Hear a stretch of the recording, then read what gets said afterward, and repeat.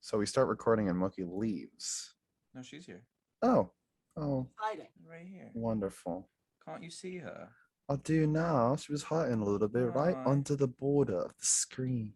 I'll tip it down so we get a little more Moki in the shot. Hey, the fans demand more Moke. Oh, yeah? Yeah.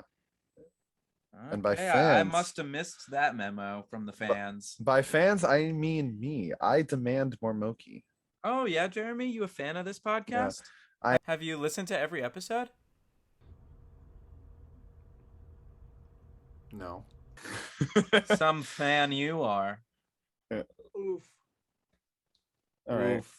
Why Who's don't you? been here for every episode? Me. Who's been here for every episode? Logan? Nope, I he missed missed one. one. It's my podcast now, boys. So Me go and ahead. Moki. Take it What's away, up? Jacob. All right, welcome one, welcome all to the Packcast. I am your host, Jacob Wade, I'm Jeremy Van Suarez. And I'm Logan Riley Bruner. and this is Moki, my beautiful cat, who doesn't want to spend a podcast away from me, so she's just going to be in my lap for the time being. Her rightful domain. Boys, oh boys, do we have any housekeeping to take care of? I think Logan has something to say. Well, yeah, we've got, as of the day that this podcast is released, this past Saturday, Jacob Wade dropped an acoustic cover Yay! of Don't Want to Know, which was a song that we worked together on. I got to film the video for him, and he edited and came up with the concept. Jacob, you want to talk a little bit about how that came together? Yeah, I was inspired, obviously, by Bo Burnham's Inside, which was trending at the time that I recorded this cover. I originally recorded it as a submission for my camp's cabaret performance, which was happening online this year as part of our hybrid camp experience this summer. And it was submitted as like an interlude, a bit of an intermission piece, and it was well received then, and I thought, why not bring it over to the Black Wolves channel so that all our fans over there could experience it as well and get to listen to me sing one of my favorite songs off of that special. So yeah, I invited Logan to join me at work during one of my breaks, and we only shot one take and we were done. One Yeah. take, Jacob. One take, Jake. One take, Jake. All in all, it's about a minute long, so check out that whole thing on IGTV and YouTube right now. Right this second. Right now, baby. In addition to that, coming tomorrow, we have Jeremy's Year 2 interview. Very excited to get to show that off. I'm excited to see it. How did it feel getting interviewed a second year in a row? Very surreal, but You know, it was also very nice to like almost be in conversation with my past self. extending advice throughout time and space. The power of the internet. Amazing. Yeah. We spent the week filming more interviews. So there are a couple in the cage in the magazine. In the works. In the works. In the works. Love that. In production that are being edited right now. So keep an eye out for those. I'm very happy with the second season of interviews. It's been a lot of fun. Yes. So I'm excited to share them. It's such a fun experience, like listening to where you were at a year ago and reflecting on it and comparing it to where you're at now. It feels, it gives you a sense of pride because Mhm. you've I think we've all grown so much and our experiences of the year have evolved and we're all in just different places than we were, and so much has happened collectively and individually to us. It's just so interesting to see how we've all changed in just a year's time. Yeah, it's also just an amazing excuse for us to like get together with our friends and see them in person and Just hang out, have a good time. to be able Totally. to like hug people that I haven't seen in a year or 2 years is like just so nice. Mhm. It's really amazing. Super to get sweet. to be back in person together safely. Back in person together. It's a great feeling. I don't think there's anything else in terms of. Actually, there's something that we haven't talked about on the podcast. Over the past 2 weeks, we've added 2 new collective members to our little family. Tia Casimira and Addie Jenkins. We met Tia in high school and Addie in college. We've gotten the chance to collaborate with them on different projects. Jacob and I worked with Tia on Midsummer Night's Dream and Cyrano de Bergerac and Baguette's Fall of a High School Ronin when we did that as its world premiere. And Throwback. We've worked and with... recently she was in Zoom for Changes, The Story by Tracy Scott Wilson, directed by none other than Christina Franklin. Which Legend. I loved getting to watch, and we all felt like Tia was a great fit for the collective, so we're really glad to have her. And then Addie and I worked on collective member Soren Alf Correa's short spoken word together, and then I brought them in to do DNA, the virtual production that we did for Zoom for Change as well. Yep. And they just felt like a great fit as well. They were just such a part of the family. They're friends with a bunch of collective members and they're friends with us. And so it was a really nice marriage of our stylings. So very excited to have them. Go check out their pages on our website. Keep an eye out for more from them coming soon. We're very excited to have the 2 of them as members of our little family. And that's our housekeeping. That's what we got. Nice and tidy. What's first on the agenda for today, boys? What shall we talk about? It's your podcast, Jacob. You've been here for every episode. All right. Well, I'll just start with a little tidbit. Logan and I got the opportunity to go out to the movie theaters this past week, and we saw Venom 2 with collective member Lacey Zerlip and the collective manager, shall I say. Yeah. And we had a great time at the movies. Yeah. And then, Logan saw the sequel before he saw the original. Yeah, I started watching the original with Jacob a couple days later, and I was like, I like the sequel better. So you did end up seeing the entire original? I saw it just like not the entire thing. Oh, okay. But because I had to go home, it was late. The second one was just fun. It was a fun movie. Like, I feel like the first one, just from what I saw, was serious, like super villain origin, like trying to be dark and creepy. And this one was, and I think Andy Serkis, the new director, has talked about it. It's kind of like The Odd Couple. It's like this comedy about the 2 of them trying to figure out how to work together and like who's going to be in charge and how do they coexist. And so I really liked that. Balance of power, that I was into. And so I loved it. And Woody Harrelson's great. So I love him. I want to work with him. Yeah, absolutely. I didn't see it, but I'm kind of upset that they took away the old wig that they had for his character. The old curly wig. The curly wig looked weird to me. It did, but just like what a distinct look. It would have gone down in history forever. I'm glad that whatever focus group voted change the hair because Well, I was saw glad with the turnout. I saw the original and I wasn't a big fan of it. Jacob, you've seen the original Venom, right? Yep. Yeah, okay. I thought it was fun. I wouldn't classify it as like a great film to be rewatched for the ages, but like it was it was a fun time. And then I had even more fun with Venom 2. Let There Be Carnage. Okay, cool. All right. I mean, I've been hearing some good things about it. I've been hearing some not good things about it. I'll check it out eventually. There's a really cool after credits scene. So I'm sure there is. Stick around for after the credits. It is a Marvel movie. It is a Marvel movie. It most certainly is a Marvel. Oh boy. Oh boy. Oh yeah. We'll talk about it at some point when Jeremy's finally seen it, and we'll do like a quick spoiler discussion. Spoiler cast. I'm nervous for what this post-credit scene is.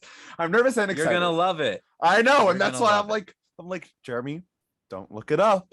Just watch it in the theaters. Just see the movie. I know. I'm also hoping that it doesn't get spoiled for me on the internet as well. Yes, that's always a danger, especially with movies like this. I've seen the spoiler online. Like I've seen like an Instagram photo set where like the first thing is like a blurry spoiler and it says spoiler alert, Venom, Let There Be Carnage after scene or after credit scene. And then you got to swipe to see the scene. Don't glad do people it. are doing that at least. Don't do Yeah, it. on Twitter, I mean, the video might just start playing. I don't know. Twitter's a wild place. Mm-hmm. Oh, yes, it is. Wild Wild West. Yeah, so you never know. But you know what? Hey, Twitter is the superior social media. Clearly. Stayed Oh, alive this through the 6-hour-long break from social media that everyone was forced to take when Facebook, Instagram, and WhatsApp went down. This was on Wednesday. Yeah, everyone was just on Twitter and TikTok. I wasn't on TikTok that day. No, because it was on work. It was on Monday. I was on Monday. Yeah, because I remember I was trying to post about the Met Gala. I was trying to post about the Met Opera. Going around and around. Yes, the Met Opera. Yes, the Met Opera. And the circle was going around and around, and I was just like, shrug. I wasn't like too affected by it. I was just like, oh, I guess maybe it's just the internet. And then I was hanging out with collective member Michael Jorge that day, so I didn't really care if Facebook and Instagram were down. And you know what? Good. You all need to take a break. Yeah. Social For media. real, y'all. Y'all are fiends. Fiend for the likes. Yeah. For the and the comments. By the way, like and comment on this podcast. It's never too late. It's never too late. True. And make sure that you're subscribing, following us on the socials. We're doing it early today. Yeah, we're hitting the halfway point, so you hear it early. Yeah, exactly. Don't tune out. Tune in. Tune in. What else has happened this week? Sora was announced in Smash. Dreams come true. Yeah, you just gotta keep hoping and manifesting and putting out those positive vibes. They said it was impossible. They said it couldn't happen. And now here we are. It's a crossover we didn't know we needed, and you know what? I'm glad it's here, and I don't even play. We knew we needed. I would argue that because one of the reasons that Sora was picked as the final DLC character for Super Smash Bros. Ultimate is that he was the most requested character to be put into Smash when they did a survey for it back when Smash 4 was out. Yeah. And Sora was the #1 requested character. And Nintendo didn't want to make a deal with the mouse, but sometimes you just gotta bite the bullet. Sometimes you just gotta bite the bullet. It's cool, you know. Disney wrote that check. Yeah, and bite the bullet they did, save for the Mickey Mouse keychain that is always affixed to Sora's Keyblade. There is absolutely no mention of Disney whatsoever. Donald and Goofy have been cut from the stage image. Yeah. Yeah, it's just Sora. It's just Sora. And honestly, I don't want to see Donald and Goofy fighting against Pikachu. I don't want that. That'd be hilarious. It would, but I don't want that. I'm cool with just Sora. I am cool with just Sora. And he looks like a really fun character to play as. Him and Joker are my, they both made me very happy as DLC characters. To get Persona 5 and Kingdom Hearts and Smash made me very happy. Totally.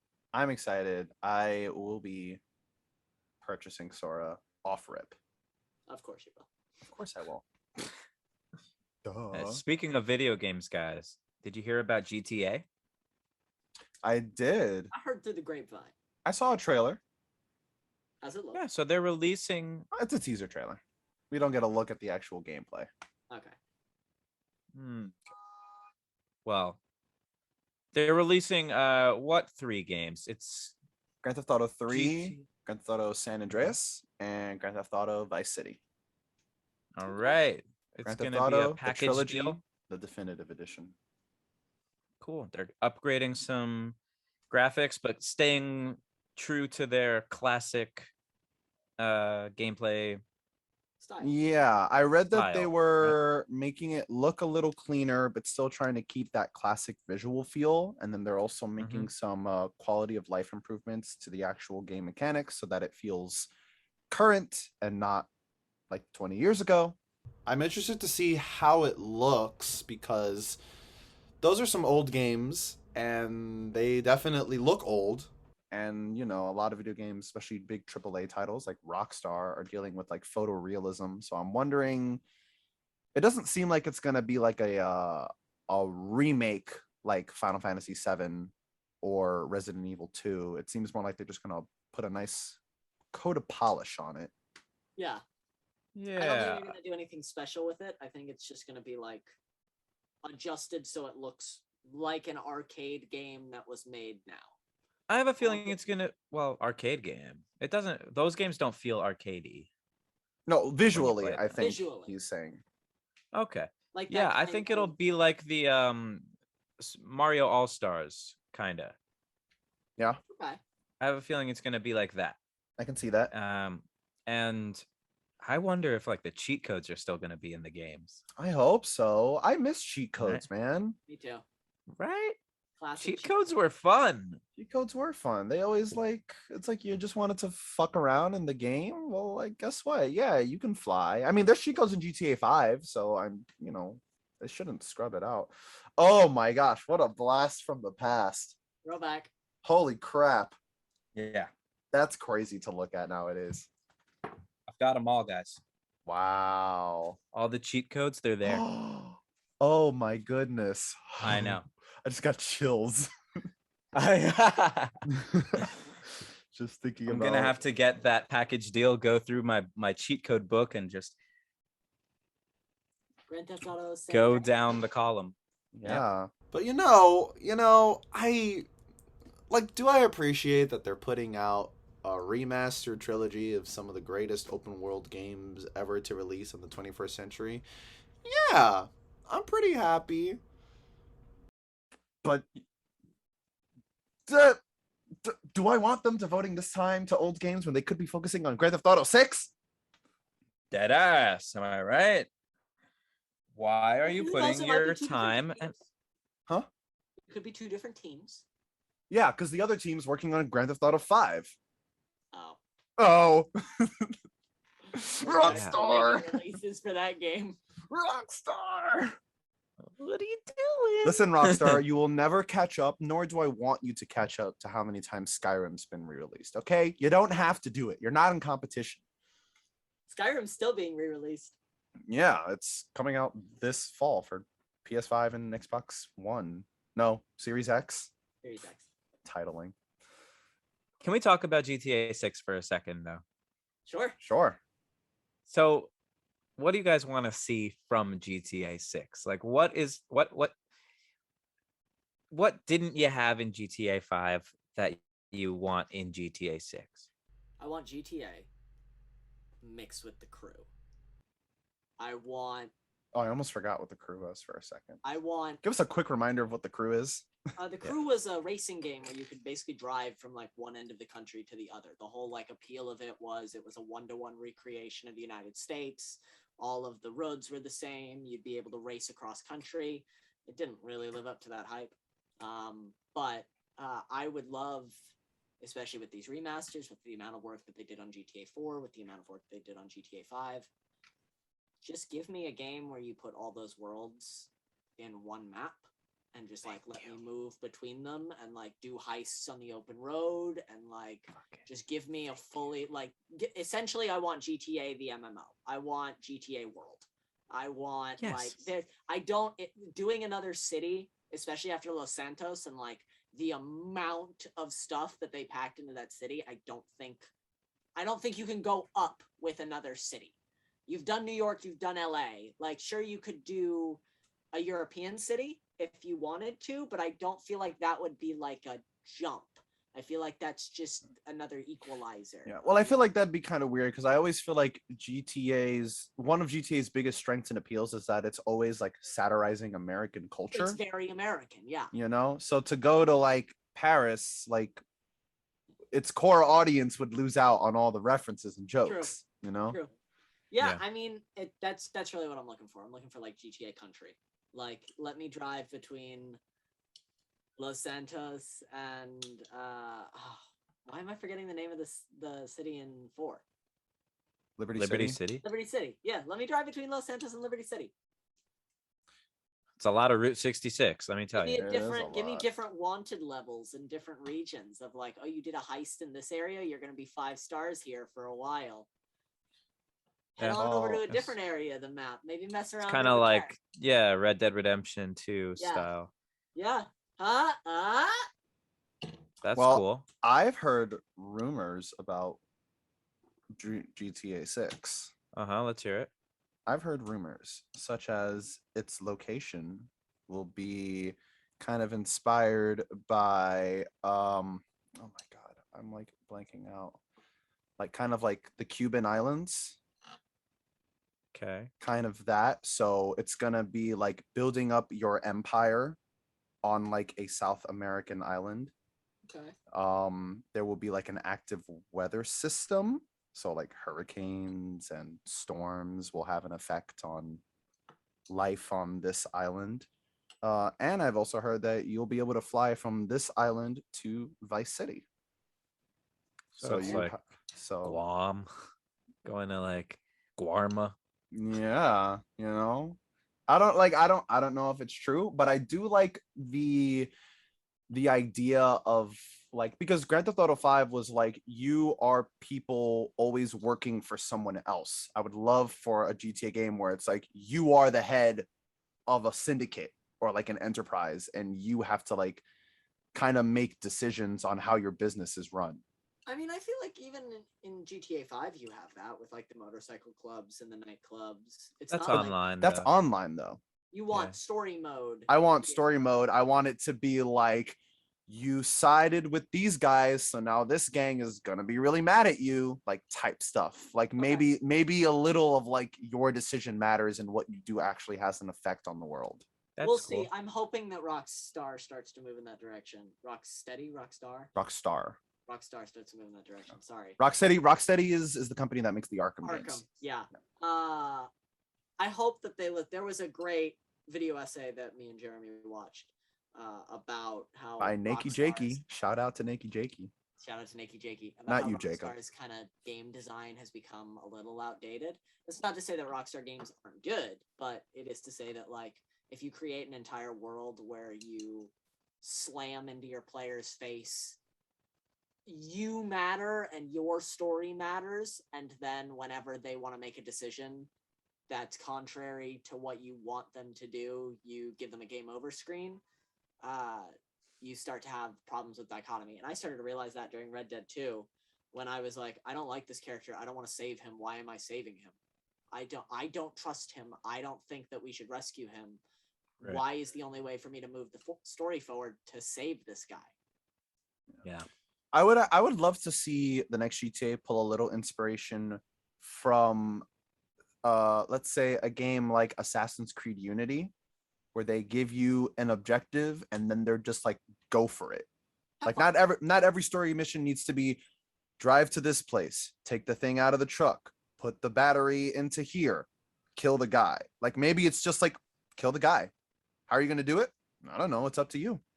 Yeah, it's that with Red Dead as well, is that idea of like, oh, go kill the guy at the top of the barn, but don't climb in through the window and don't snipe him from across the way. And don't do... The only way you can kill him is by sneaking inside and shooting him with this gun. It's like, okay, well, that takes a lot of the fun out of it. Give me some freedom. Yeah. Let me figure out how to get inside. That's mostly what I want from GTA 6 as well. Like, I agree with you, Logan, that like I want more free roaming worlds, like availability. Like it always annoys me in GTA that like I can't open every door. I know that would be like so much planning and programming to do, but like it's what I've always wanted.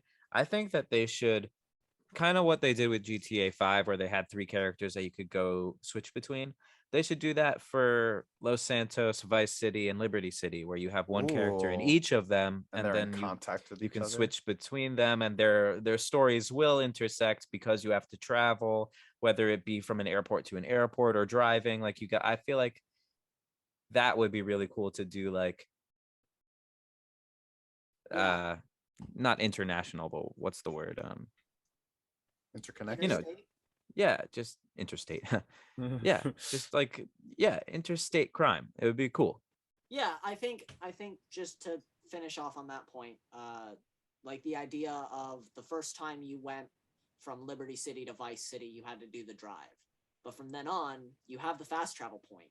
So if you want to do that drive again, and you want to book a flight.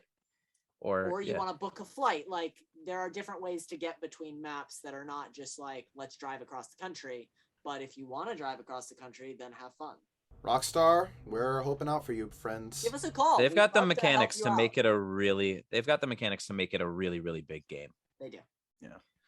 And there's a lot of expectation on their shoulders. So, no rush, but we're ready. I will say we're Red ready. Dead 2 was a great game. Oh, and yes. its map is huge and it's so incredibly detailed. I'm really looking for that kind of attention to detail on this. Just open new up game. the freedom a little bit. Just open up the freedom. Let me make the decision. All right. Logan, would you like to bring us through some movies? I certainly would. This is one of my favorite segments, as you all know, for me to do every week. I love getting to watch what movies are coming out this week and get to share them. We've got less than last week. The movies are kind of quieting down on that ramp up toward the Halloween weekend. We know there's going to be a lot of scary movies released this month, and we're starting off with one called Fever Dream. It's being directed and written by Claudia Llosa? She's Peruvian. So it's a double L. It's a Y sound. Llosa. By Claudia Llosa, based on the novel by Samanta Schweblin. Samanta Schweblin. Peruvian female director. The last major film that she was known for is a 2009 film called Milk of Sorrow, which was nominated for Best Foreign Film at the Academy Awards. The original novelist is an Argentinian woman. Fever Dream tells the haunting story of mothers and children and families and twisty turns. It looks very psychological thriller, coming out on Netflix this week, so keep an eye out for that. In addition, we have The Last Duel, the Matt Damon, I'm excited for this Driver, one. Ben Affleck, and Jodie Comer movie, being directed by Ridley Scott, written by Ben Affleck, Matt Damon, and Nicole Holofcener, based on the books by Eric Jager. Eric Jager. Sorry. The writer Nicole Holofcener is known for Enough Said and Can You Ever Forgive Me? She is coming on board to help them out with The Last Duel. I think this looks really cool. I'm all for these like historical knights fighting. It's based on a true story. Honor, women standing up for their rights. Like, let's get some feminism in our old school knight movies. Let's go. I'm very excited for it. this. Looks beautiful, and I love like just the marketing like material for it, the aesthetic of it. Coming in with another scary movie, Jeremy, I think you'll probably want to talk about this one, as it was part of your recommendations, or the last one was part of your recommendations this week, but we have Halloween Kills coming out. Yeah, that's actually why I watched the 2018 version, because I was like, maybe I want to watch this next one. I want to see what's up. The new one looks kind of like an action meets horror movie rather than a strictly horror movie. So how was the first one compared? The first one, the reboot. The first one was pretty good. It's kind of like very classic slasher film. Mike Myers is going around killing people, and it's not like spooky skeletons or like ghoulish ghosts. It's like, no, this is just a brolic guy in a scary mask with a stabbing people, and it's also not like a let's kill people in the grossest way possible. It's like, no, this guy's just stabbing people, and it's kind of spooky, and it's always like, ooh, but it's a good one. Got stabbed. Yeah, and it's cool because it's also a continuation from like some of the first movies in the Halloween series to come out, and there have been plenty of them. So go Jamie Lee Curtis. I love you. The new one's bringing back a lot of the old cast members. I know the 2018 one did as well, but I think this one's bringing back even more. Yeah. It's a direct continuation. So Jamie Lee Curtis is back. Pam Grier is back as Jamie Lee Curtis's daughter, and then there's her granddaughter. You mean Judy Green? Judy Green. Oh my god, not Pam Grier. Judy Green playing Jamie Lee Curtis's daughter. There you go. And then there's Jamie Lee Curtis's granddaughter, who's like almost our protagonist. But thanks, Andy. I got you. And thanks, Logan. I'm excited for Halloween Kills. And we already know this is part of a trilogy with the next one, Halloween Ends, coming out within the next couple years. But will Halloween end? Will Michael Myers ever be taken down? Not as long as we keep seeing these movies. There you go. For all our sci-fi fans, Jeremy, I'm sure you will love this one. We have Needle in a Time Stack, being directed and written by John Ridley, based on the book by Robert Silverberg. Looks like time travel, intermined. You can relive the past and like make it the present. It looks super cool and super twisty turny. Cynthia Erivo, Leslie Odom Jr. This one looks like it's gonna be a lot of fun. It's actually the movie I am the most excited for coming out this week. It does look really cool. Yeah, we have a very emotional Oh, looking. I'm sorry, you forgot Orlando Bloom. Oh yeah, Orlando Bloom. We can't forget the lovely Captain Will Turner. Turner and Legolas. Those are the ways that I know Orlando Bloom are Captain Will Turner and Legolas. I will cling to that forever.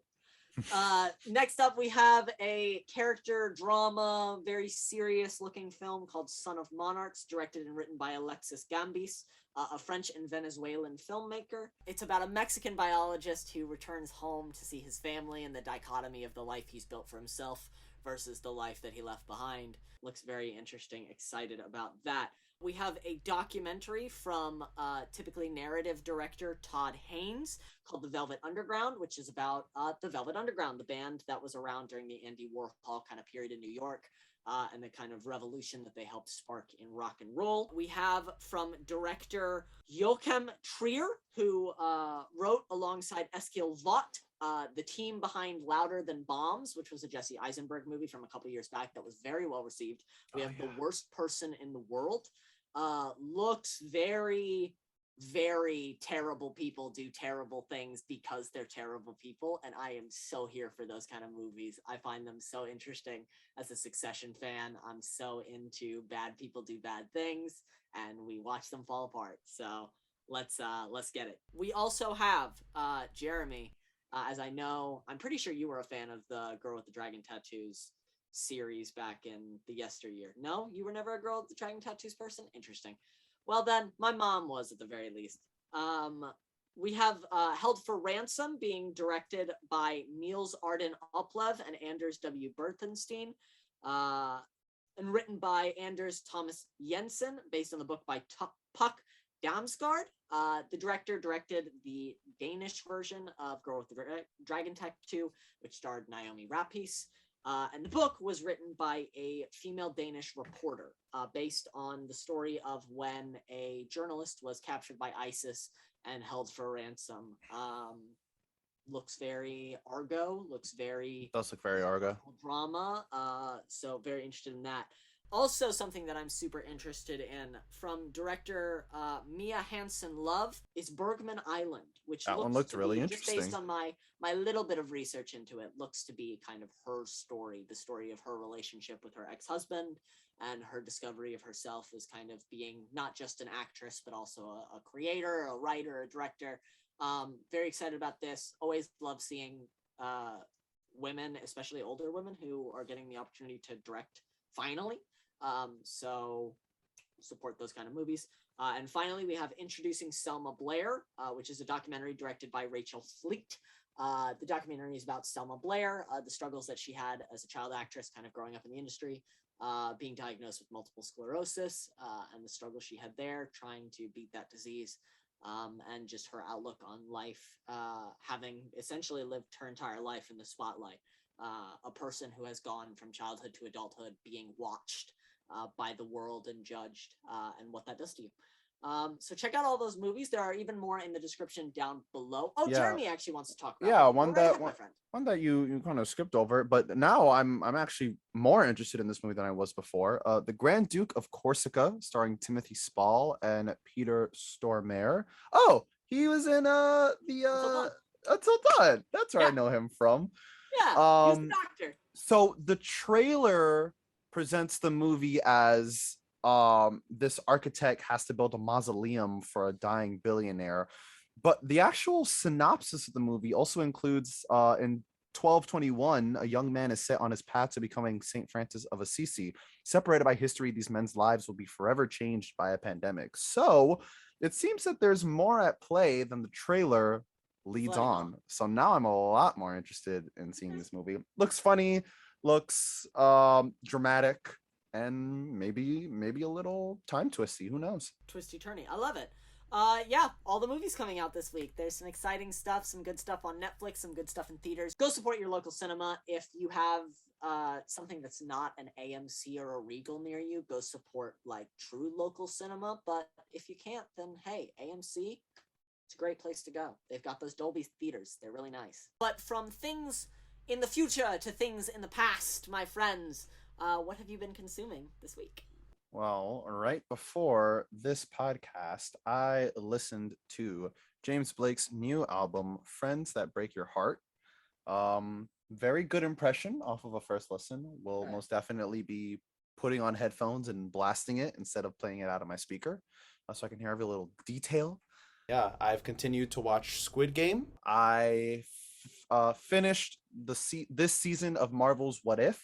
Just like Logan said earlier, I watched the 2018 reboot of Halloween. And I also saw Malignant on HBO. Very cool horror movie. Go check it out. Oh, I've also been listening to Tony Bennett and Lady Gaga's Love for Sale. Tony, we love you, man. We love you, Tony. That's it for me. Oh, me? I'm next. Yes, our host, please. Let me think. Well, I really did like Venom and Venom 2. Of course, still listening to This Is Important podcast. I am still watching The Wire. I'm on season 4. And also, slowly but surely, catching up on Ted Lasso and What If.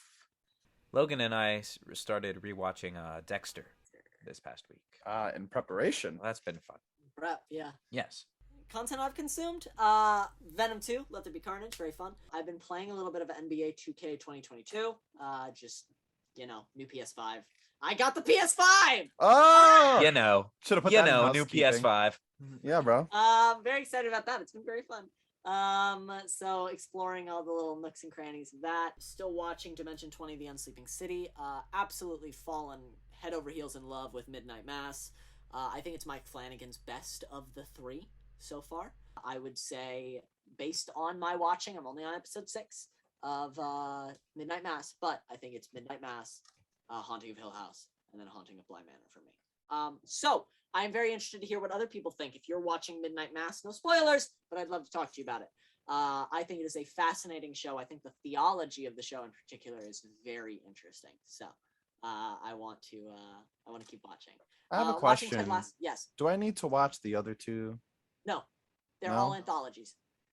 They're not. So wait. They're anthologies at all. Oh, okay. I thought there were like some connecting threads. Okay, maybe I'll start Midnight Mass. Connecting threads are they use the same cast. So it's like American Horror Story. Really? Oh. Yeah. So like his wife, Kate Spiegel, I think is her last name. Let me make sure so that I don't fuck it up, because I can tell you the actors that are in Midnight Mass that were in the other ones. Yes, Kate Siegel was in both Hill House and Bly Manor. Rahul Kali was in Bly Manor. Rahul. Annabeth Gish was in Bly Manor. Alex Esco was in Bly Manor.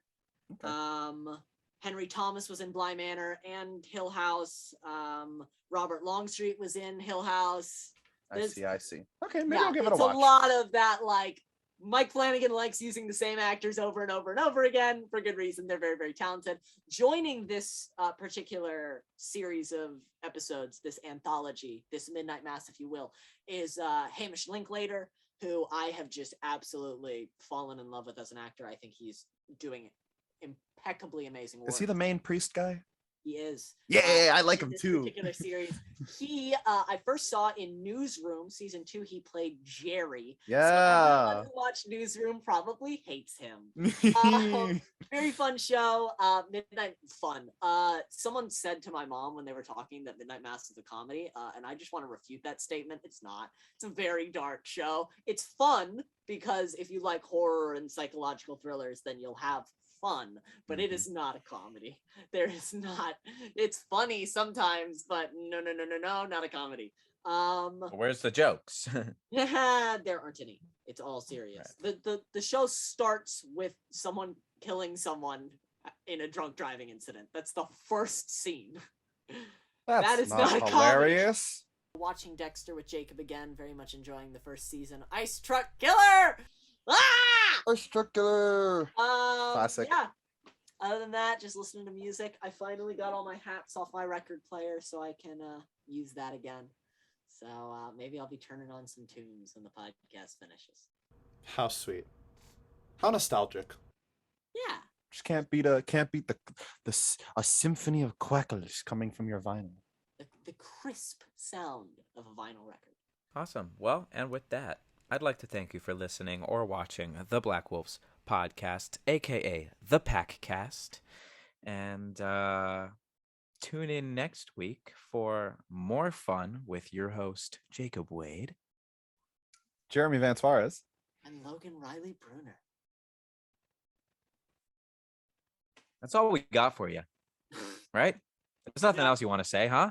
I don't think so. Well, you're the host. No. You sign us off. All right. See you later, you fucks.